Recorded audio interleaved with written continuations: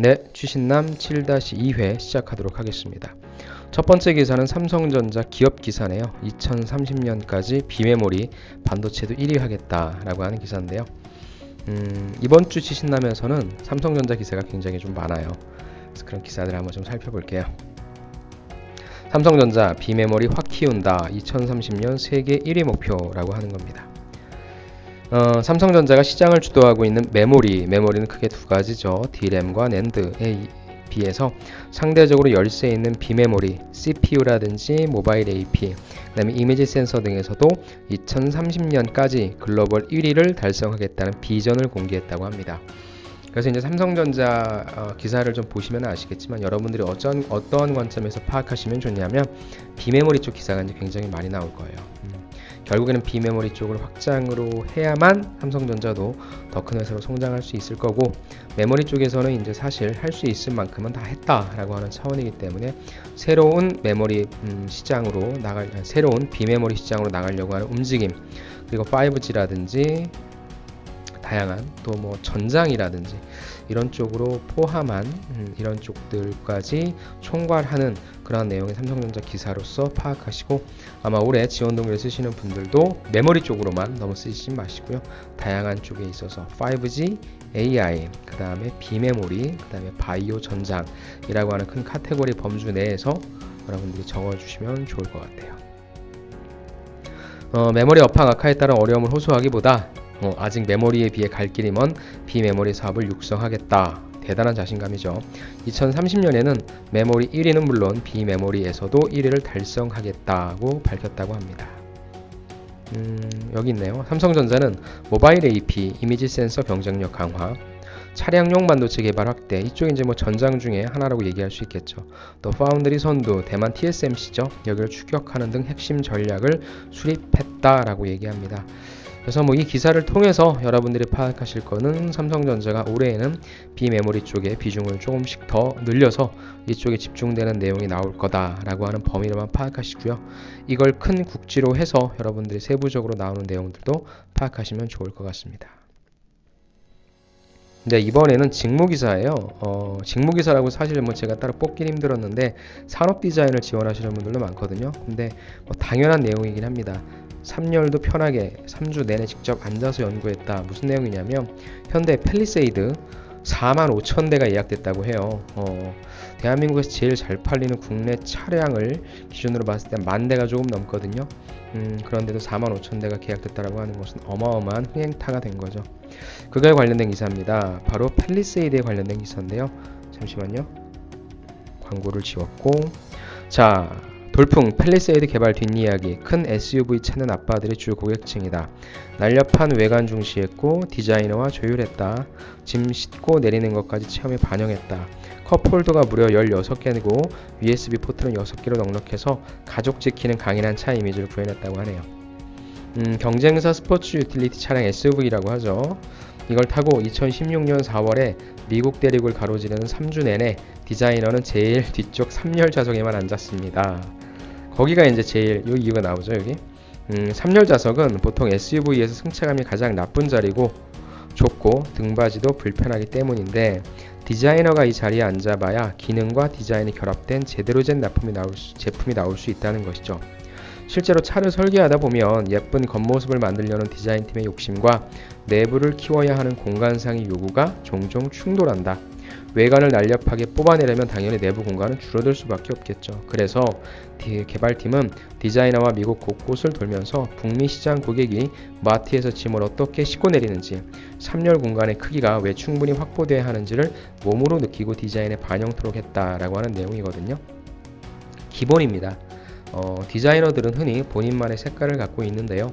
기업에서 본인만의 색깔을 갖고 있는 것도 좋지만 결국에는 사람들이 보기에, 고객들이 쓰기에 좋은 제품과 편리한 제품을 만들어야 되는 게 디자이너의 숙명이라고 생각합니다.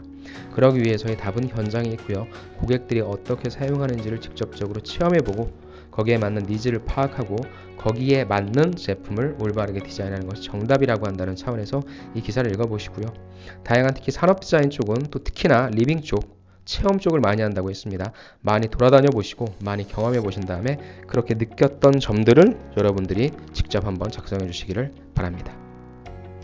다음 기사 볼게요. 한섬이네요. 우리가 저번 시간에도 한섬 기사를 봤었는데 한섬이 또 나왔네요. 집에서 옷 입어보고 사는 @홈. 자, 한섬의 홈피팅이라고 하네요. 이용 건수가 월 20% 이상 증가했고 서비스 지역과 대상 고객이 점차 확대된다 라고 하는 내용입니다.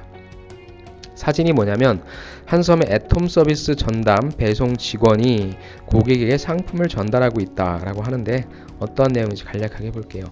자, 패션 전문 기업 한섬이 올해 초에 국내 최초로 선보인 홈 피팅 서비스 @홈이 호응을 얻고 있다. 뭐냐? 한섬의 타임, 마인, 시스템, 브랜드 옷을 구매하기 전에 미리 입어볼 수 있는 서비스인 @홈은 한섬의 온라인 및 모바일 플랫폼인 더한섬닷컴에서 최대 3개까지 옷을 선택해서 받은 다음에 48시간 이내 구매를 결정하면 된다. 구매를 원치 않으면 고객이 정한 시간에 무료로 회수해 간다라고 하는 것이죠. 이거는 미국의 아마존에서 옛날부터 나왔던 거죠. 밑에 나오죠.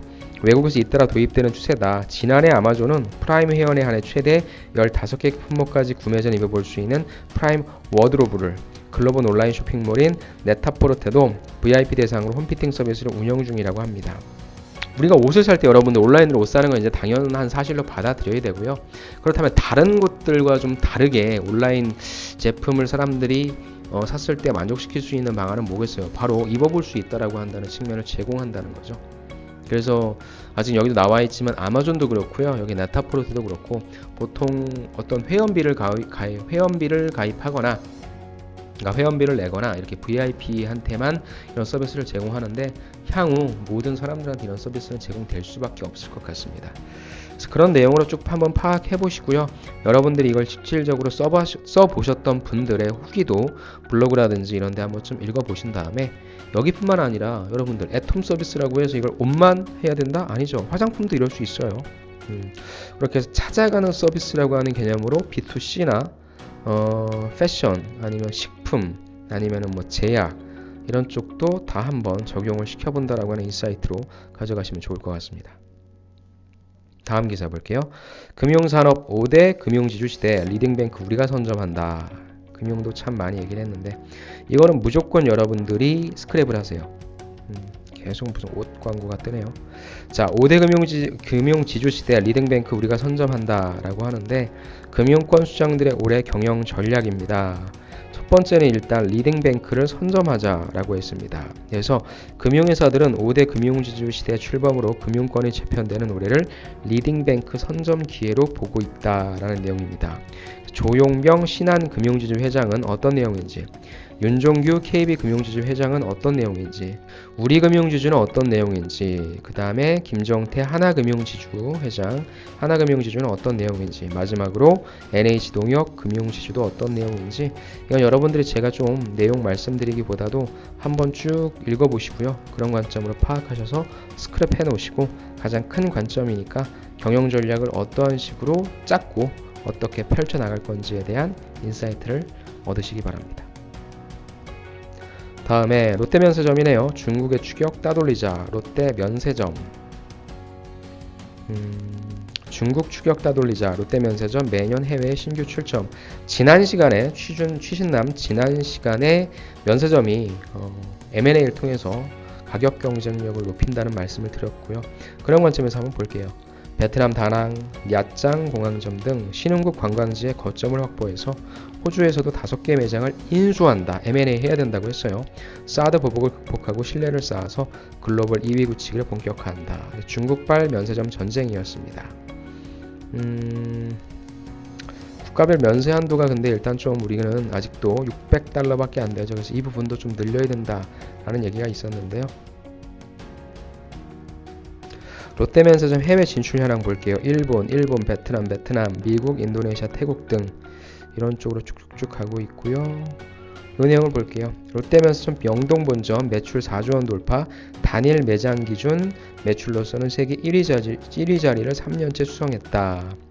우리가 저번 시간에 CDF몰, 세계 최대 규모 CDF몰의 20% 공간에서 매출은 3배 넘게 올리는 셈이라고 했는데 왜? 브랜드와 상품을 많이 갖고 있고 가격 협상력에서 우월하기 때문이다. 또한 중국 관광객들 특성을 꿰뚫어보고 한류와 연계한 차별화된 마케팅과 상품력 경쟁력을 갖춘 덕분이다. 롯데는 고급 부티크형 매장과 VIP 전당 공간을 도입하며 차별화된 시내 면세점 모델을 선보였다. 예전에는 배용준과 최지우에서 출발한 한류 마케팅은 현재 방탄소년단과 트와이스로 이루어졌다라고 하는 부분이죠. 여기에 다 나와 있어요. 여러분들이 해야 될 일은 특히나 면세점 쪽을 지원하시려고 하는 부분들은 브랜드가 무엇이 있는지, 어떤 상품들을 확보하고 있는지 비교 분석 한번 해보세요. 또 가격 협상력에서 얼마 정도 우세한지 타겟팅 해보시고요. 그 다음에 여기 나와 있죠. 한류와 연계한 차별화된 마케팅 어떤 것이 있는지 당연히 조사해 보셔야 되겠죠. 그래서 롯데면세점은 사실 유통이 이제 롯데가 다양한 사업들을 이제 재편하면서 유통 쪽과 화학 이쪽으로 좀 이제 재편을 하고 있죠. 특히 이제 롯데면세점은 어떠한 방향성을 잡고 나아가고 있는지, 백화점보다 훨씬 더 면세점이 클 가능성이 크니까요. 그래서 그런 관점으로 좀 봐주시고요. 롯데면세점에 관련된 기사, 더 나아가서는 면세점에 관련된 기사들도 파악해 주시기를 바랍니다. 다음 26번째 갈게요. SK텔레콤 그랩 타고 해외 시장을 누빈다. 무슨 말이냐? SKT의 T맵 있죠? 그랩 타고 해외 시장 누빈다. 글로벌 빅3 차량 공유 기업하면 그랩이라고 나와야 되겠죠. 조인트 벤처 설립 협약을 맺었다. 전용 랩이 1분기 출시 예정이어서 동남아 시장에 신규 사업을 발굴할 거다. 자, LG 여기 볼게요. 사진과 같이 SK텔레콤이 동남아시아 최대 차량 공유 기업인 그랩과 JV를 설립하고 맵과 내비게이션 사업에 본격 진출한다. 왜 진출하냐? SK텔레콤의 T맵 서비스가 해외 시장에 진출하는 첫걸음이다. 국내는 이미 T맵이 좋다라고 하는 건 정평이 나 있죠. 그러니까 해외 시장에 진출하겠다. 또 글로벌 통신, 교통망, 빅데이터 산업을 선점하겠다는 의지가 담겼다고 회사 측은 설명했다. 이게 중요하죠. 어떤 의미가 있냐면 카카오, 카풀 등 국내 공유 경제와 모빌리티 산업의 혁신이 이해관계자 갈등으로 지금 지지부진하죠. 그런 가운데 그럼 국내에서 우리가 먹고 살 게 아니라 밖으로 나가자. 그래서 해외 사업자와 의미 있는 협력 모델을 만들었다라고 하는 그런 평가를 받는다고 합니다. 그래서 그 내용입니다. SKT와 그랩 조인트 벤처 본사, 대표, 그 다음에 핵심 사업은 티맵 기반 그랩 내비게이션 서비스는 3월 달에 시작되고요. 지역은 동남아시아 주요국이라고 하네요. 이 내용을 볼게요. 박 사장이 얘기했네요. 두 번째 단락. 이번 설립은 동남아 지역의 모빌리티 서비스 이용 방식에 큰 임팩트와 변화를 주는 출발선이 될 것이다. 그랩은 매일 동남아에서 새로 생기는 도로 데이터를 추가하는 등 지역 특화를 핵심 전략으로 삼고 있다. SK텔레콤의 지도와 내비게이션 기술과 그랩의 지역 데이터가 결합하면 큰 시너지 효과를 낼 것으로 기대된다. 동남아 시장 공략에도 큰 도움이 될 것이라고 얘기했습니다. SK텔레콤 5G 시장을 놓고 특히나 이번 5G는 올해 같은 경우에는 B2B 시장이 굉장히 좀 활발할 거예요. B2C 시장은 아직 열리지 않으니까. 그렇다고 한다면 SK텔레콤이 꼭 빼놓을 수 없는 분야가 무엇입니까? 자율주행이라고 하는 분야죠. 자율주행이라고 한다면 가장 중요한 게 무엇입니까? 수많은 교통에 관련된 모빌리티에 관련된 빅데이터를 수집해야 되니까 국내뿐만 아니라 해외에서도 자료를 수집하겠다라고 하는 차원에서 강력한 통신망과 기존의 T맵을 운영했던 그런 노하우를 바탕으로 어떤 식으로 운영할지를 우리가 기대감을 갖고 살펴봐야 할 것 같습니다. 삼성전자의 기사네요. IM 영업이익이 2조 아래로 떨어졌다. 삼성전자 하면 그래도 예전에 휴대폰이었으니까 IM 쪽 기사도 한번 볼게요. 어떤 내용인지. 삼성전자 IM 영업이익 2조 아래로 이달 공개 갤럭시 S10으로 실적 승부수. 주요 기업 4분기 실적 빨간불이다. LG전자 영업이익 90% 대폭 감소, SK이노베이션도 12분기 만에 적자 전환, SK텔레콤도 선택 약정 할인으로 타격. 실질적으로 보니까 다양한 회사들이 실적이 나왔네요. 한번 볼게요. 자, 국내 주요 기업들의 4분기 실적이 예상했던 대로 실제의 실적 악화라는 벽에 가로막혔다. 왜? 글로벌 경기 악화, 미중 무역 분쟁이 겹치면서 최근 연이어 좋은 실적을 냈던 기업들의 영업이익 폭이 줄거나 적자로 돌아섰다. 자, 삼성전자부터 갈게요. 삼성전자 지난해 4분기 매출 59조, 영업이익 10조로서 전년 동기 대비 매출은 9.46%, 영업이익률은 38.5% 하락했다라고 하는 내용인데요. IM 부분 볼게요. 영업이익도 갤럭시 노트 7 발화 사태 이후 처음으로 1조 5,100억 원에 그쳤다. TV, 가전제품을 담당하는 CE는 연말 성수기에 힘입어 QLED TV 등의 프리미엄 제품 판매가 늘면서 선전을 했다. 상반기까지 반도체 시장 약화가 예상되면서 빈틈을 메워줘야 할 IM 사업부의 어깨가 무거워졌다라고 하는 거죠. 그래서 5G 스마트폰과 폴더블 폰 출시, 그 다음에 중저가 스마트폰 라인업 재편도 준비 중이다. LG전자 같은 경우에도 역시 매출을 공시했는데요. 전기 대비 매출은 4분기입니다. 4분기 전기 대비 매출이 2.2% 늘었지만 영업이익은 89.9% 줄었다고 합니다. 왜? 스마트폰 사업을 담당하는 MC가 3,223억 원의 영업 손실을 내는 등 15개 분기 연속 적자에서 벗어나지 못했기 때문이다. 다만 가전사업 담당하는 H&A가 4분기 역대 최고 매출을 기록하며 실적을 견인했고, SK이노베이션 볼까요? 2,789억 원의 영업 손실을 내며 12개 분기 만에 적자. 외 유가 급락으로 막대한 재고 평가 손실을 받고 북미 기업의 생산량 급증, 그죠? 그다음 미중 무역 분쟁 탓으로 수요 감소로 정제 마진이 급락한 탓이다. SK텔레콤 역시 감소했습니다. 왜? 선택 약정 할인율이 높아졌다. 로밍 요금제 개편에서. 반면에 늘 얘기했죠. 미디어, 그 다음에 보안 등 신사업은 호조를 보였다라고 하는 전반적인 대기업들의 실적이 좀 나왔는데 다 한마디로 좀 많이 떨어졌다. 자, 그렇다면 선방한 부분은 어느 부분이 선방했는지, 떨어졌다면 어느 부분이 떨어졌는지를 파악하시는 게 좋을 것 같습니다. 이거는 뭐 기업 기사라기, 삼성전자 기사라기보다는 전반적 기업 기사로 제가 수정해서 다시 링크를 달도록 하겠습니다. 유통산업, 지금 쓰는 이 그릇 바로 살게요. 체험이라고 하는 그런 관점으로 좀 봐주셔야 되겠네요.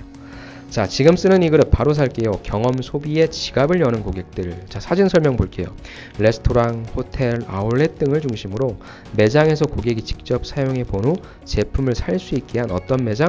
체험형 매장이 늘고 있다. 식사 때 사용한 식기를 구입할 수 있는 신세계백화점 강남점의 자주 테이블이라고 하네요. 신세계백화점에는 퓨전 레스토랑 자주 테이블이 있대요. 먹을 수도 있어요. 하지만 주문 후에 나온 음식들은 메뉴판에 적힌 식기에 담겨져 나왔는데, 이거는 우리가 좋은 그릇 쓴다라고 하는 홍보 전략처럼 보이지만, 와 좋다, 사고 싶다, 예쁘네, 판다는 거죠. 그 자리에서 구입할 수 있다는 것입니다. 신세계백화점 강남점 9층은 생활관으로 각종 키친웨어를 모아놓은 곳인데, 식기 구입을 원하는 손님들은 같은 층에 있는 해당 식기 매장으로 안내해드린다. 음식이 담긴 그릇을 직접 보고 또 사용도 해보면서 구매를 결정한 것이어서 눈으로만 보고 산 고객들보다 만족도가 높은 편이다. 이게 체험형 매장이라고 하는 거죠. 그냥 우리가 고객이 가서 그릇 만져보고 이렇게 보는 게 체험이 아니라 직접적으로 그릇을 언제 써요? 밥 먹을 때 쓰잖아요. 그런 경험을 제공시켜 주는 거죠. 그 다음에 호텔에서도 역시 마찬가지입니다. 서울 더 플라자 호텔에서는 고객이 원하면 객실에서 사용한 제품들을 구매할 수 있다. 이건 뭐 예전에부터 좀 그랬죠. 저도 예전에 부산에 내려갔을 때 일주일 정도 출장을 간 적이 있었는데, 거기에 드라이기가, 헤어 드라이기가 너무 좋아가지고 사고 싶었더니 25,000원에 팔더라고요. 그만큼 내가 체험해봤는데 되게 좋은 제품이다. 그러니까 어떻게 보면 플랫폼 사업 중에 호텔이라든지 식당이라든지 이런 건 뭐예요? 정말 우리가 TV에서만 보던 PPL이 아니라 직접 내가 제품을 써볼 수 있고요. 마음에 들면 살 수 있는 어마어마한 광고판도 될 수 있는 거죠. 해비치 호텔 같은 경우에도 객실에 사용했던 제품들을 집에서도 쓰고 싶다는 고객들의 요구가 많아 판매하게 됐다. 그 다음에 롯데 프리미엄 아울렛 기흥점 서핑 용품 매장 실제 서핑해보게 하는 거죠. 그래서 경험 소비 트렌드가 확산되고 있는 것은 합리적 소비 행태 등이 영향을 끼쳤다는 분석이다. 구매 전에 꼼꼼하게 따지는 합리적 소비 행태가 늘고 있는 만큼 유통업계에서 소비자들에게 경험을 제공하는 트렌드는 계속적으로 확대될 것이다. 선경험 후 구매가 되는 거죠. 그래서 호텔에서 직접 경험한 편안함을 집에서도 느끼고 싶어하는 고객이 늘면서 관련 상품 매출이 매년 30% 이상 증가하고 있다. 그리고 소확행이라든지 아니면 뭐 일코노미라든지 가심비라든지 가성비 뭐 이런 부분 당연한 거고요. 그런 어떤 트렌드들 때문에 오히려 이런 쪽에 있어서의 또 하나의 트렌드, 더 거대 트렌드, 더 메가 트렌드, 이거 직접 체험해보고 산다라고 하는 이쪽은 더욱더 커질 것 같다라고 생각합니다. 다음 유통산업, 아날로그의 힘이네요. 비슷한 것 같은데 어떤 건지 볼게요. 벨기행 리포트 문방사후다. 100년 넘은 일본 문구점 이토야. 편지 쓰기, 나만의 노트 제작 등 상품 판매를 넘어 뭐 한다고? 경험까지 제공한다고요. 이탈리아 노트 브랜드 몰스킨, 피카소, 해밍웨이 수첩으로 유명해서 브랜드의 스토리 입혀 승승장구한다. 이털 서점은 저도 일본 도쿄 갔었을 때 한번 가봤거든요. 근데 저는 사실 모르겠어요. 저는 경험을 해봤는데 그런 경험 자체가 뭔가 특별한지 모르겠는데 사람이 와 정말 부글부글 끓습니다. 이게 한 6층인가 7층까지 되어 있더라고요. 그래서 저 꼭대기에서부터 차례차례 내려와서 보는데 아무튼 인기는 되게 많았습니다. 자, 주위에서 문구 노트 관련 사업을 새롭게 하겠다면 어떤 충고를 하고 싶은가? 행여나 그쪽에 뛰어들지 말라. 아니면 야 모든 것이 모바일화되는 시대에 디지털 환경에 최적화된 신상품 내놓지 않으면 생존하기가 힘들지 않냐 그랬는데 오히려 역으로 고객들의 아날로그 감성을 깨우며 그 영역을 넓혀가는 기업들이 있다. 즉 모든 것이 모바일 퍼스트는 아니라는 교훈을 남기는 곳들이다. 자, 문방사원 리포트에서는 일본 도쿄 긴자거리에 위치한 전통 문구 사명품 전문점 이토야의 사례 지상 12층까지 있네요. 죄송합니다. 저는 7층인가 해서 내렸던 것 같은데 아무튼 단순한 문구점 아닌가 라고 생각할 수 있겠지만 들어가서 보면 편지 쓰고 붙이고 종이 감상하고 고르고 체험하고 노트 표지 속지 고르면 점원이 제작해주는 세상에 하나밖에 없는 노트 만들고 창작 사진 찍어주고 종이 갤러리 일본 전통 화지 체험 등 아기자기한 재미를 느낄 수 있는 경험을 제공하기 때문에 많이 간다는 거죠. 여기 볼게요. 공연, 강좌, 특별 전시 등 매월 수많은 테마 이벤트를 개최해서 단순 상품이 아닌 사람들이 가치 있는 시간을 보낼 수 있는 체험을 제공한다는 게 특징이라고 합니다. 자, 이탈리아 노트 브랜드 몰스킨도 아날로그 감성으로 성공한 기업이다라고 얘기를 하네요. 이 노트는 일단 노트 본연의 기능에 충실했다. 그래서 볼펜과 연필에 적합한 종이인 중성지로 제작하는 것을 고수하고요. 부드러운 필기감, 심플한 디자인 특징이다. 사용자가 필기구에 따라 종이 두께도 선택할 수 있다고 합니다. 몰스킨은 일반 노트가 아닌 한 권의 책, 즉 노트북을 지향한다고 하네요. 몰스킨 노트에는 책을 쓰면 ISBN을 주거든요. 이 ISBN도 새겨져 있고 분실 시에 찾아줄 주소와 사례금을 적는 난도 마련되어 있어서 이 노트에 나만의 이야기를 담아내면 세상에 하나뿐인 책이 된다라고 얘기를 하네요. 여기 볼게요. 이 같은 몰스킨의 철학에 동화된 고객들은 몰스킨을 중심으로 새로운 창작에 몰두하고 결과를 담아내며 몰스킨 사용법을 개발하고 공유하는 몰스키너가 된다라고 얘기했습니다. 고객이 아닌 팬이 된 이들이 생산 확장을 주도하게 되고 기업은 따라만 가도 성공할 수가 있다는 설명이다 라고 하는 데인데요. 제일기획에서 내놓은 리포트니까 여러분들도 아마 쉽게 다운받아 보실 수 있을 것 같아요. 그런 내용 보시고 문방사후 또 그런 관점보다 우리가 봤을 때 아날로그의 힘, 그럼 우리가 이거를 문방 쪽에만 문구 사업 쪽에만 적용할 건 아니잖아요. 아날로그의 힘을 여러분들이 지원하려고 하는 사업 쪽에 있어서는 어떤 식으로 적용시킬 수 있을지 그것이 취신남의 핵심 포인트라고 할 수 있습니다. 네, 이번엔 30번째 기사 보도록 하겠습니다. 유통산업이고요. 오프라인에선 공룡이라고, 그렇다면 온라인에선 어떤지에 관련된 내용이네요. 자, 오프라인 공룡이라고 온라인 세상에선 하룻강아지일 수 있다. 자, 글로벌 10대 소비재 브랜드 온라인 시장 성과 살펴보니까 7곳은 평균 이하의 성적을 거뒀다. 즉 오프라인에서는 되게 잘 나가는 10대 브랜드를 봤더니 온라인에서는 평균 이하의 성적 거둔 곳이 7곳이라는 거죠. 성장률보다는 점유율이 중요하다. 신속한 마케팅 전략 위해서는 외부 대행사 의존 줄여야 라고 하는 비즈포커스예요. 이게 매일경제의 매주 금요일마다 비즈포커스라고 하는 카테고리에 신문이 별도로 끼어들어오고 있는데 이 내용이 굉장히 좀 좋습니다. 그 중에서 특히나 우리 유통산업 지원하시는 분들이 많을 거예요. 유통산업은 제가 지칭하는 것은 작게는 편의점에서부터 아니면 크게는 대형 마트, 백화점, 면세점 이러한 어떤 플랫폼 위주의 산업을 유통산업이라고 좀 얘기하고요. 거기에 속한 카테고리로서는 식품, 제약, 그 다음에 화장품, 그 다음에 패션, 그 다음에 이런 것들을 다 가능하게 하는 어떤 물류 이런 것들을 좀 통칭해서 저는 유통산업이라고 얘기를 하고 있는데 그런 관점으로 여러분들이 보시면 오프라인은 굉장히 유명할지라도 온라인을 아직까지도 등한시 여기는 것들 아직까지는 우리 오프라인에서 우리가 잘 나가고 있으면 괜찮지 않나 라고 생각하는 그런 업체들이 좀 있을 수는 있습니다. 그래서 그런 관점에서 여러분들이 제가 말씀드린 카테고리를 지원하시는 분들은 온라인 전략을 어떻게 가져가야 될지에 대한 그런 인사이트 있는 내용이거든요. 그래서 소비재 기업이 경계해야 할 온라인 유통의 착시라고 해서 이 내용은 성장률이 아닌 시장 점유율을 보라라고 하는 내용 나와 있죠. 온라인 마케팅은 사내에서 처리를 하라라는 내용, 매출 증대의 핵심 동인을 파악해라라고 하는 내용, 그다음에 AA 이게 Advanced Analytics에서 이것 기반의 마케팅을 극대화하라라는 내용입니다. 그래서 왜 봐야 되냐면 결국에 뭐 똑똑하신 분들이죠. 뭐 베인 앤 컴퍼니 쪽에 계신 분들이 말씀하신 내용이니까 이분들의 말씀이 맞다라고 하는 건 아니에요. 하지만 이쪽 산업에 관련된 컨설팅을 진행하면서 트렌드를 제시할 수 있는 방안인 거고 우리는 이런 내용들을 보면서 사려 붙일 수 있는 그런 부분이니까 저는 그런 관점에서 여러분들이 이 기사를 꼭 보셨으면 좋겠습니다. 다음 31번째 트렌드 기사네요. 계속 나오죠. 체험이 앞서야 핵공감이다. 밀레니얼 세대는 그래야 동한다. 제가 최근에 읽고 있는 책이 다음 소프트에서 낸 그 트렌드 관련된 책인데 거기에 가장 우리가 깊게 이해해야 할 대상이 바로 여러분들과 같은 밀레니얼 세대라고 합니다. 왜냐하면 밀레니얼 세대가 이제 경제를 움직이는 동인이 되었고요. 그 다음에 소비를 담당하는 굉장히 큰 그런 위치에 좀 올랐기 때문에 밀레니얼 세대를 이해해야 되고 그들의 생활 방식과 어떤 습관이라든지 이런 부분들에 대한 명확한 파악이 필요해야 된다라고 하는 그런 내용의 책이었는데 여기도 역시 마찬가지죠. 그림 고흐 예방을 똑같이 구현했더니 그러면서 숙소로 활용했더니 SNS 입소문이 났다. 보세요. 에어비앤비 숙박 공유 프로젝트가 고흐 예방을 그대로 재현한 거예요. 또 환경오염 몸살 앓았던 팔라우에 이국대 여권에 자필 서약했더니 호응받았고 인스턴트 커피 브랜드 론칭 때는 데자인 스토리 전시로 차별화도 했다. 좋은 캠페인이라고 하는 것은 무엇을 보여줄 것인가를 넘어서 어떤 경험으로 우리 고객들과 만날 것인지가 중요해졌다라고 해서 아까 말씀드렸던 에어비앤비와 손잡은 미술관 고흐의 방이라는 프로젝트를 진행했어요.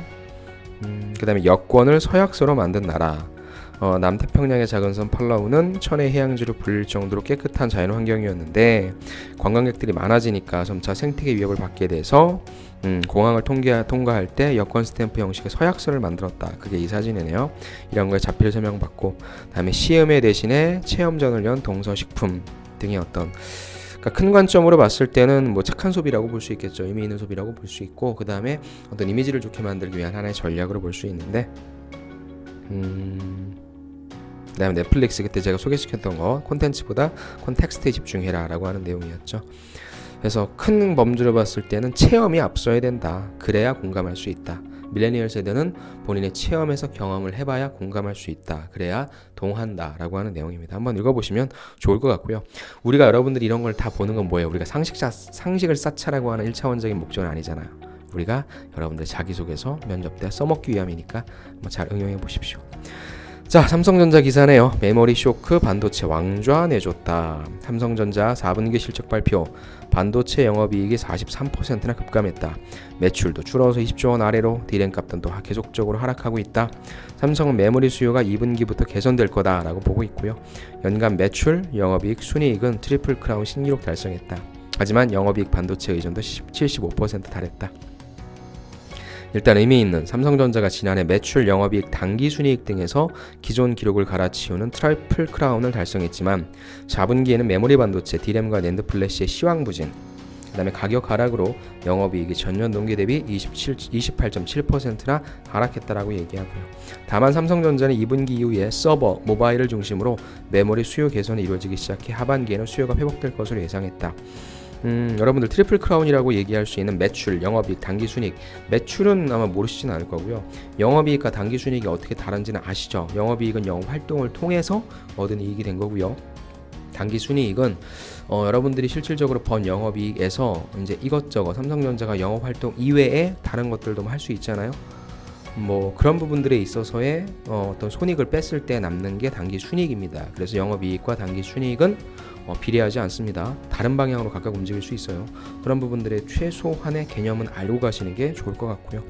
삼성전자 관련된 내용 어떤지 쭉 나왔죠. 그다음 디램 값 나왔다. 반도체 영업이익, 메모리 그 이유죠. 메모리 사업부가 대외 환경 악화와 고객사 재고 조정 영향으로 수요가 감소한 것이 가장 큰 원인이었다고 한다면 시스템 사업부, 우리는 이제 시스템 쪽이 더 중요해요.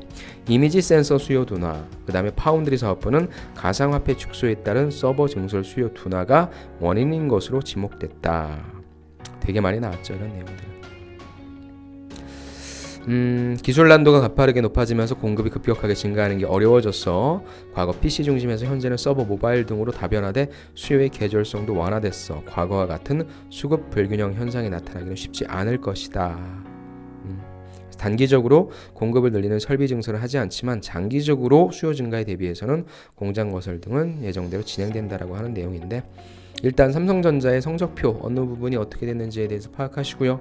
그 다음에 메모리는 어떻게, 비메모리는 어떻게 움직이고 말이 안 나오네요. 죄송합니다. 움직이고 있을지, 움직이고 있는지를 파악하시기 바랍니다. 네이버도 기사가 나왔어요. 무엇으로 잡는다? 동영상 공격 투자로 유튜브 잡는다. 저도 이제 지금 이거 유튜브로 제작하기에 유튜브 제작용으로 지금 하고 있는데, 이제 저도 네이버에도 하나씩 올려야 될 것 같아요. 2018년 실적 발표, 매출이 5.5조로 20% 급증했다. 1조대 영업이익 신화는 깨졌다.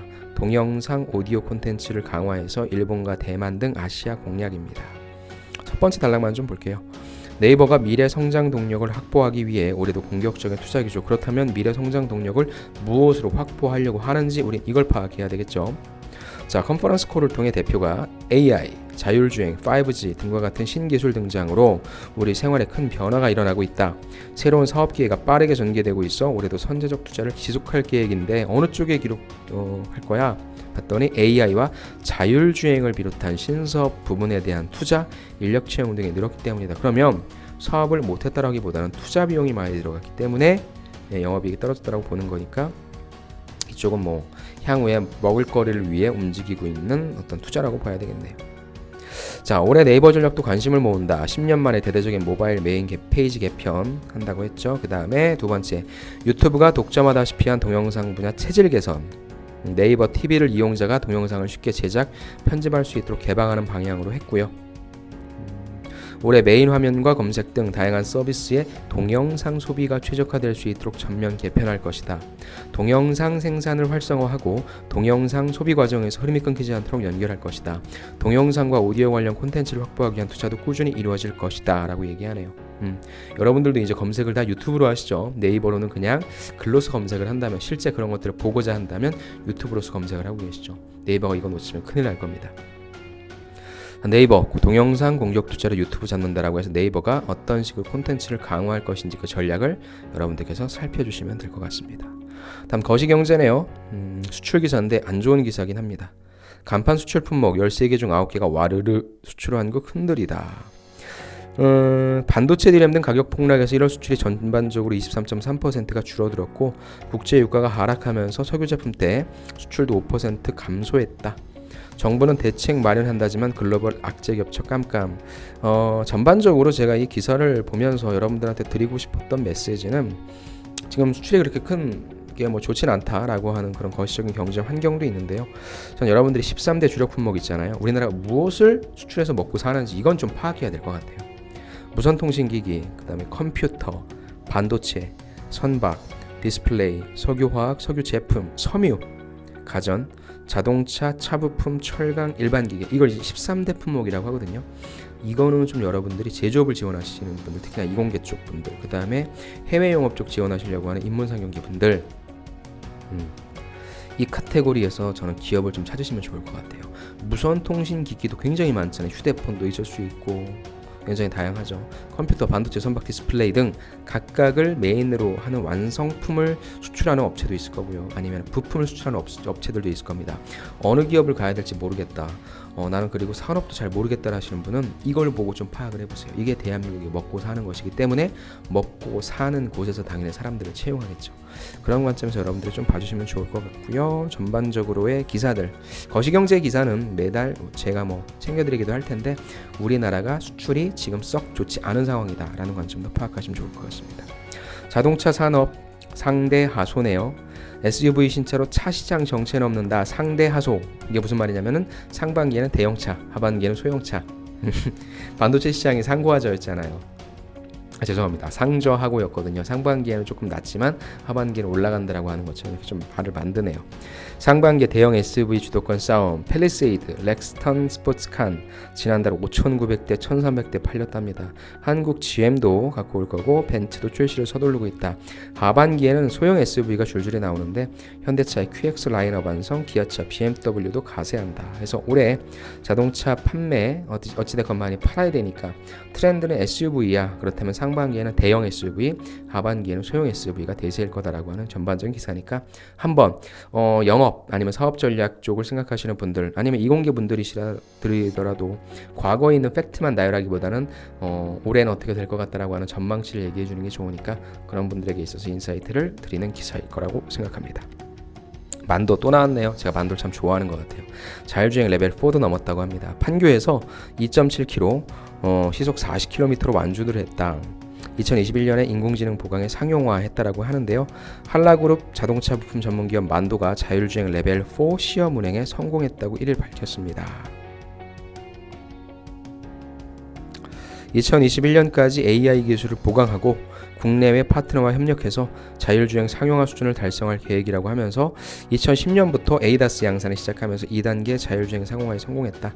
따로 보진 마시고요. 일단 만도라고 하는 기업, 여기는 현대모비스를 지원하는 기업 여러분들께서는 무조건 다 같이 쓰셔야 될 거예요. 향후 엄청나게 큰 성장할 회사라고 저는 생각합니다. 마지막입니다. 차 시장에 관련된 건데요. 기사라기보다는 제가 책을 하나 봤어요. 아직 저도 읽어보지 못했고 주문만 해놨는데 미래의 차 시장 총성 없는 기술전은 이미 시작됐다라고 하는 내용의 책이네요. 미국 전기차 업체 테슬라가 올해 친환경 전기 트럭 세미 생산에 돌입한다라고 하는 내용인데 수동으로 운전하는 차량보다는 10배 더 안전한 자율주행 기능을 개발한다고 선언했고요. 지금 자동차 업체들은 미래 기술을 선점하기 위해 미래 시장을 선점하기 위해 기술 전쟁을 벌이고 있다. 자동차 제조 진입 장벽도 점점 더 낮아질 전망이다. 배터리만 있으면 자동차 갈 수 있어요. 전자 제어 장치 등만 있으면 갈 수만 있어요. 예전에는 엔진과 소위 얘기해서 미션, 기어라고 하는 미션이 있어야 되는데 이제 그런 거 없어도 돼. 그러니까 다 차를 만든다고 하는 거잖아요. 그래서 이 책 2022 누가 자동차 산업을 지배하는가는 운명을 걸고 미래 먹거리에 올인하고 있는 자동차 산업 거인들의 전략을 분석했다라고 합니다. 아마존, GM 포드라고 하는 건데 마지막이죠. 이 책을 읽으면서 현대자동차를 떠올렸다. 다른 기업들은 사느냐 죽느냐를 논하면서 전기차, 자율주행차에 집중하고 있지만 뚜렷한 결과물을 내놓지 못하고 있죠. 올해는 5G와 함께 자율주행 서비스 상용화 원년이 더 씁쓸하다. 현대자동차가 기술 개발을 빨리빨리 해서 지금 이렇게 총성 없는 기술전이 시작됐는데 여기에 기민하게 대응해야 된다라고 하는 내용입니다. 그래서 특히나 자동차 산업에 관심 있으신 분들은 이 책을 꼭 한번 읽어보시기를 추천드립니다. 저번 주에 여러분들에게 소개시켜드리고 싶었던 기사 37가지네요. 37개 기사를 말씀드렸는데 대부분이 이제 실적 기사가 좀 많이 나왔어요. 그래서 아마 이번 주 여러분들 지금 제가 이걸 찍고 있는 시간도 일요일입니다. 일요일에 오후 6시인데 이번 주에는 설 때문에 많은 기사들이 접할 수 있을 것 같지는 않지만 그래도 제가 목요일, 금요일, 토요일 날 기사를 통해서 여러분들 다시 한번 소개를 시켜드리겠습니다. 그리고 대다수의 남은 기업들 어떤 실적 기사도 나올 것 같고요. 여러분들이 이제 구정이죠. 구정 지나고 나면 진짜 시간 금방 가고요. 본격적으로 바로 상반기 공채가 시작됐다고 하셔도 무방할 정도로 시간이 없습니다. 제가 이제 이 콘텐츠 이후에 지금 계속적으로 만들어내고 있는 게 자기소개서인데 자기소개서 어떻게 하면 잘 쓸 수 있는지 저희 브이로그를 통해서 아니면은 제가 짤막한 저의 강의 영상을 통해서 그 다음에 실질적으로 제가 컨설팅하는 모습 그런 것들을 좀 통해서 여러분들한테 알려드릴 테니까 다른 거 생각하지 마시고요. 자기소개서에 이제 조금씩 더 집중해 주셨으면 좋겠습니다.